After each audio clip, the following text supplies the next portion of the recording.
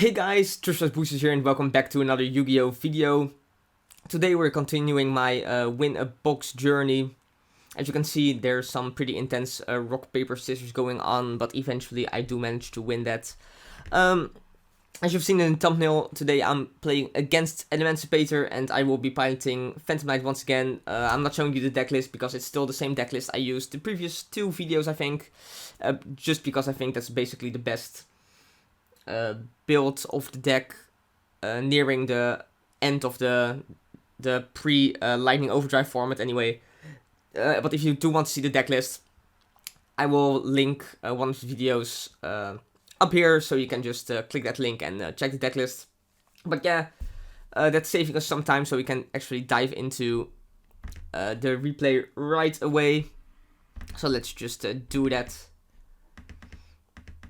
So yeah, I will be electing to go first, and as you can see, my hand is, it's weird. Okay, so the issue here is pretty much the Red Ice Fusion, to be honest. If I did not have the Red Ice Fusion in hand, this hand would be, it obviously wouldn't be the best because it's not a full combo, but the thing you could do is with Italy and Kagemusha Knight, or basically any level 3 monster, you can go Cherubini, send Graph, summon Seer, then use Cherubini and Seer to go into Rusty Bardage, bring back the Cherubini with the Seer effect. Then with Rusty Bardage we can set a Fogblade and send Cloak to the graveyard. Cloak gets us Boots. Then we can special summon Boots because we control Rusty, which is a Phantom Knight monster. And then we can link Cherubini and Boots into Verti Anaconda, send Red Ice Fusion, drop Dragoon, and then we can banish Boots for an additional Fogblade. So let's say we did not have the Red Ice Fusion in our hands. We would actually end on Dragoon, triple Fogblade, which is, at least against some decks, very, very strong. I do not know what my opponent is playing. I'm not familiar with him, which is kind of going to influence what I'm going to do. But the thing is, the correct play here is just to activate the Red Ice Fusion, because there is no real field I can put up if I decide to go the Cherubini route, because we drew this, which is a little bit awkward, but it is what it is. So yeah, I'm just gonna go Red Ice Fusion, which thankfully resolves, and go into Dragoon here. Then I'm gonna set Twin Twister at Fogblade. The reason why I'm setting Twin Twister is just in case I'm playing against something like a back row deck. But in hindsight, I definitely just should have kept the Twin Twister in hand to use it as a potential discard. Because if my opponent goes mine, I can just like allow that and then Twin Twister it later. And if I really need to negate something, I can just, and I'm not playing against a back row deck, I can just go Dragoon, pitch the Twin Twister, and that way I have a guaranteed follow-up next turn. But yeah, let's just see what's gonna happen. Of course, you know he's playing Adamancipator, but I did not. Anyway, he's going to review Analyzer here, and what I'm gonna do here is make a misplay. I should have just activate Dragoon effect to negate this. But I kind of didn't want to play into Gamma or into Signs, because if I negate this, he can just go Signs, stack the deck, and then use Analyzer effect. And if I let this go through, my plan was basically just when he does Analyzer, I can just, when he does Analyzer, or like, something like Researcher, potentially the unfield effect to Excavate 5, I could negate it, and then he at least doesn't have access to it anymore. But this way I am playing into Kaukimiru Guardian, which they always have, of course. So that's a little bit unfortunate for sure. So at this point, I basically have one negate against these two monsters and 4 cards in hand, which is a little bit unfortunate. The Twin Twister is obviously not going to serve any purpose here. He's going to hit another Guardian, which is a little bit unfortunate as well, because if he didn't hit, like if he just missed, which would have been super lucky, of course, but I mean, could have happened, then he would have needed to use those two monsters to go into Hulky Firebags, and I could have just played like that. Now he's going to go into a Hulky, and I would definitely have attempted to negate this with the Dragoon, and then he would probably negate it with Guardian, then I would have flipped Fogblade, but he's going to go Chainlink to Supplier, which is also very, very unfortunate. So yeah, I'm just going to decide to let this go through, just because I'd rather keep the Fogblade negate for something that's going to out my Dragoon later on. He's going to go into this guy, going to add Guardian to end with Supplier, and then he's going to go effect of Reptide. At this point I'm like, okay, I might as well just use Dragoon, so the Guardian at least leaves the field and he can't go into something like Access Code Talker to walk over my my Dragoon, he's gonna go Guardian, which is fine. I'm gonna go Fogblade, so this way, it's like I said, he can't do something to get over my Dragoon unless he has another extender. But he doesn't have another extender. Actually, I'm just gonna show both hands at this point. So he has Call by the Grave, the Reptide, and the Surge Guardian. So this is, of course, like super painful.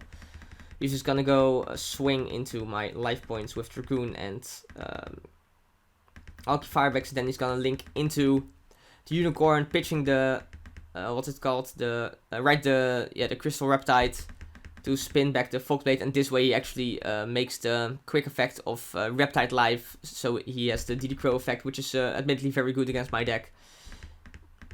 And so I pick up Cloak, which is definitely a very good top deck, because this way I'm gonna be able to at least go into Rusty Bardish and possibly break the field, and then I know he has the Guardian, and if I break the field, he will need to top deck pretty nice to play through my Rusty Bardish. But the thing is, at this point, I pretty much reasoned that the set would be Called by the Grave, since I didn't use any hand traps the last turn, and there was really no other cards he would be setting, right? Because if this was something like back removal, I think he would have probably just used on my set card. Eventually, I fear there's just literally no way to play around the Call by the Grave. I also can't go into Breaksword and then attacking, then go into Zeus, because both of his monsters are actually bigger than my than Breaksword would be. So I have to play into the Call by the Grave. It's gonna roll Reptide my Cloak, which is cool. And at this point, I potentially could have I couldn't even have sent any level 3 to get over the Unicorn or the Reptide, or over the Reptide I should say, because that's what I would have used it for. Because if I send something, if I send Seer, then it's still just 21, so it's not big enough. So I just have to send Graph and just hope it resolves. But he's actually gonna go Call by the Grave, and that's I actually point out in the chat before I start playing, like, it's pretty big chance to set his Call by the Grave. But yeah, I couldn't play around it, so I lost this one because of the very awkward hand. And my opponent's hand was just to be honest, it wasn't even the best, but like it was fine. And then as you can see, my opponent actually opens the absolute nuts. He opens all the minors, Ash, Twin Twister, and my hand's absolutely unplayable once again. I have Fogblade, Order, Boots, Nibiru, and so I side in the additional hand traps just because if I go full combo and my opponent goes Dark Ruler no more, then I still have some kind of disruption, but kind of get punished here because I don't open any engine cards. I keep the Boots in hand because, like, if I draw another Phantom Knight next turn, then he also picks up Lancia for turn, so I mean, you can probably see where this is going. He's gonna go pitch the Ash with the Twin Twister, and I'm gonna chain Order, obviously. He's gonna go, he's just gonna go summon all his guys, and then at this point I just have Fogblade as a negate. I just really have to hope he doesn't hit a Guardian. So I make the decision to let this resolve, and then he's gonna add the Guardian, which is absolutely fine because he can't use his normal summon. Then I'm gonna negate the Analyzer, I think, with the Fogblade. So at this point I hope he's gonna go into a Hulky, and then bring something out, then I can Nibiru him, and then maybe I get to see another turn, but he's gonna go Reptide, of course, and at this point I just have to hope he doesn't hit Guardian, but of course he does.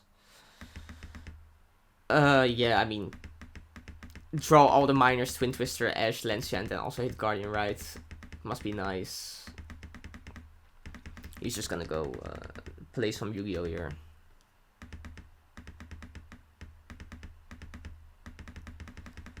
Gonna go into Hulky, I think. I forget to put back the Exceed. Yeah, go into a Hulky, bring out, I don't know, something. Another, what's it called? Analyzer, Seeker. I really can't remember all the names. Go into a Leonite, so you can use the Guardian effect twice, basically. So this is basically also the reason why I don't want to Nibiru, which is gonna end up biting me in the butt a little bit. Gonna add Signs to hand. Take those to the bottom. Then he's just gonna go attack, I think.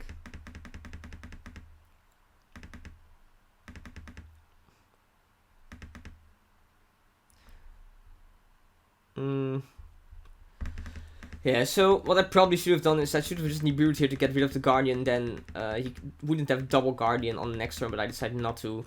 Then I do pick up another Boots, which is, it's alright, I guess. But at this point, I don't think there's really any chance that I can win, especially because he's also gonna do display, draw a card, and then he's gonna go into Crystal Wing. Oh, actually, he's gonna allow me to go into Break Sword, and then on the summon of Break Sword, he's gonna go Formula Synchron Effect.